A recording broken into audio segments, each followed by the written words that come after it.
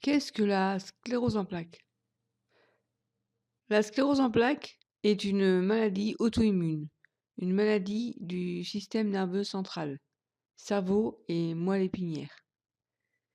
Elle est la cause de handicap chez les 20-40 ans. Elle touche particulièrement la femme, puisqu'on est à peu près à 2 femmes sur 3, enfin plutôt 2 personnes sur 3 sont des femmes. Quels sont les symptômes possibles? Principalement, en fait, si vous voulez, il faut comprendre que le symptôme, donc qui va être un trouble neurologique, dépend de la localisation de l'inflammation. Il faut comprendre que dans la sclérose en plaques, c'est la myéline, la gaine protectrice des fibres nerveuses, qui est attaquée par notre propre système immunitaire, ce qui va avoir pour conséquence des perturbations de l'influx nerveux.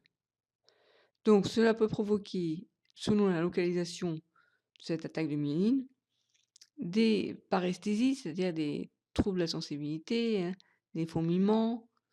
hem, Ça peut être, également des troubles visuels, ce qu'on appelle des nébrites optiques, mais également des troubles, sphinctériens, donc les troubles urinaires.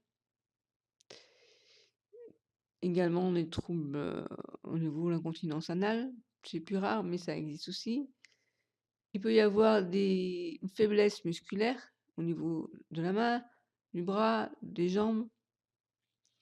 Voilà, donc pour savoir si on est atteint ou pas d'une sclérose en plaques, le mieux est de consulter son médecin généraliste qui va pouvoir détecter la présence ou non de troubles neurologiques et alors vous conseiller d'aller consulter un neurologue. Et le neurologue, après vous avoir demandé de passer une IRM médulaire, une IRM cérébrale, également peut-être des examens sanguins. Il peut y avoir aussi, une ponction lombaire, mais c'est pas forcément maintenant automatique. Eh bien, il va pouvoir déterminer assez rapidement, hein, dans le mois qui suit, si vous souffrez ou non de sclérose en plaques et si vous êtes peut-être en poussée de sclérose en plaques, c'est-à-dire en période d'inflammation.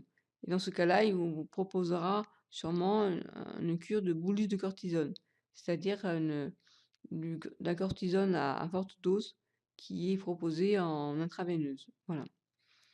Donc si vous voulez en savoir plus sur la sclérose en plaques, n'hésitez pas à venir sur mon blog christelbruyère.com